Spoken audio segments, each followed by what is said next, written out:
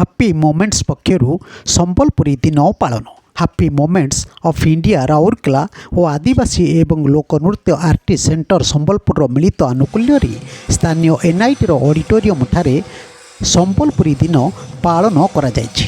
Happy ମୋମେଣ୍ଟସ୍ର ଅଧ୍ୟକ୍ଷ ରାଜେନ୍ଦ୍ର ପ୍ରସାଦ ପଣ୍ଡାଙ୍କ ଅଧ୍ୟକ୍ଷତା ଉପସଭାପତି କୁଞ୍ଜବିହାରୀ ରାଉତଙ୍କ ଆବାହକତ୍ୱରେ ତଥା ମୋନାଲିସା ସାହୁଙ୍କ ସଂଯୋଜନାରେ ଆୟୋଜିତ ଏହି କାର୍ଯ୍ୟକ୍ରମରେ ମୁଖ୍ୟ ଅତିଥି ଭାବେ ରଘୁନାଥପାଲି ବିଧାୟକ ଦୁର୍ଗାଚରଣ ତନ୍ତୀ, ସମ୍ମାନିତ ଅତିଥି ଭାବେ ପଦ୍ମଶ୍ରୀ ଜିତେନ୍ଦ୍ର ହରିପାଲ, ସମାଜସେବୀ କମଲ ଅଗ୍ରୱାଲ, ବିଶିଷ୍ଟ ଅତିଥି ଭାବେ ନୃତ୍ୟଗୁରୁ ଆଲୋକ ପଣ୍ଡା, ରକ୍ ଜୋସେଫ ପ୍ରମୁଖ ଯୋଗ ଦେଇଥିଲେ। ମୁଖ୍ୟ ବକ୍ତା ଭାବେ ସମ୍ବଲପୁରୀ ଦିନ ଆୟୋଜନର ପ୍ରତିଷ୍ଠାତା ସଦସ୍ୟ ମାନସ ବକ୍ସି ଓ ଭବାନୀଶ ଭୋଇ ଯୋଗ ଦେଇଥିଲେ। ଏହି ଅବସରରେ ସମ୍ବଲପୁରର ଗର୍ବ ଗୌରବ ସତ୍ୟନାରାୟଣ ବହିଦାର ସ୍ମୃତି ସମ୍ମାନ 2024 ସହ ତାଙ୍କ ଜୀବନ ଆଦର୍ଶ ସମ୍ପର୍କରେ ଅତିଥିମାନେ ଆଲୋଚନା କରିଥିଲେ।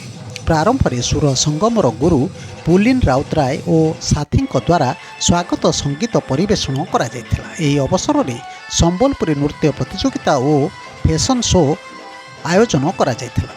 ବିଚାରକ ଭାବେ ସୁଚିସ୍ମିତା ବିଶ୍ୱାସ, ପ୍ରତ୍ୟାଶା ପଟେଲ, ରଶ୍ମିତା ପଣ୍ଡା, ଆଲୋକ ପଣ୍ଡା, ରବର୍ଟ ହାଇଫିଲ୍, ରାହୁଲ ସୁନା, ରକ୍ ଯୋଗେଶ ଦାୟିତ୍ୱ ତୁଲାଇଥିଲେ। ଏହି ପ୍ରତିଯୋଗିତାରେ କୃତିତ୍ୱ ହାସଲ କରିଥିବା ପ୍ରତିଯୋଗୀଙ୍କୁ ଅତିଥିମାନେ ପୁରସ୍କୃତ କରିଥିଲେ।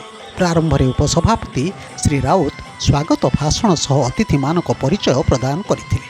ଅଧ୍ୟକ୍ଷ ଶ୍ରୀ ପଣ୍ଡା କାର୍ଯ୍ୟକ୍ରମର ଆଭିମୁଖ୍ୟ ସମ୍ପର୍କରେ ବକ୍ତବ୍ୟ ରଖିଥିଲେ। ଅନୁଷ୍ଠାନ ତରଫରୁ ସମସ୍ତ ଅତିଥିମାନଙ୍କ ସହ ସମାଜସେବୀ ଛଗନଲାଲ ଜୈନ, ପୁଲିନ ରାଉତରାୟ, ଅଜିତ ମୋହନ ପୂଜାରୀ, ପ୍ରତାପ ମହାନ୍ତି, ଝିଲିରାଣୀ ବାରିକ ପ୍ରମୁଖଙ୍କୁ ସମ୍ମାନିତ କରାଯାଇଥିଲା। ଏହି କାର୍ଯ୍ୟକ୍ରମରେ କୋଷାଧ୍ୟକ୍ଷ ଦିବାକର ଦାସ, ସତ୍ୟମ ମୋଦକ, ରଞ୍ଜନ ସାହୁ, ଲୀତାଞ୍ଜଳି ପତି, ତରୁଲତା ସାମଲ, ସଲିଳ ପତି, ସୋନୁ ତନ୍ତୀ ପ୍ରମୁଖ ପରିଚାଳନାରେ ସହଯୋଗ କରିଥିଲେ। ଶେଷରେ ରଶ୍ମିତା ପଣ୍ଡା ଧନ୍ୟବାଦ ଦେଇଥିଲେ।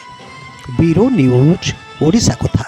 ଓଡ଼ିଶା କଥା ୟୁଟ୍ୟୁବ୍ ଚ୍ୟାନେଲଟିକୁ ଆପଣମାନେ ଦେଖୁଛନ୍ତି, ମତାମତ ଦିଅନ୍ତୁ, ଲାଇକ୍ କରନ୍ତୁ, ସବସ୍କ୍ରାଇବ୍ କରନ୍ତୁ ଓ ସେୟାର ମଧ୍ୟ କରନ୍ତୁ।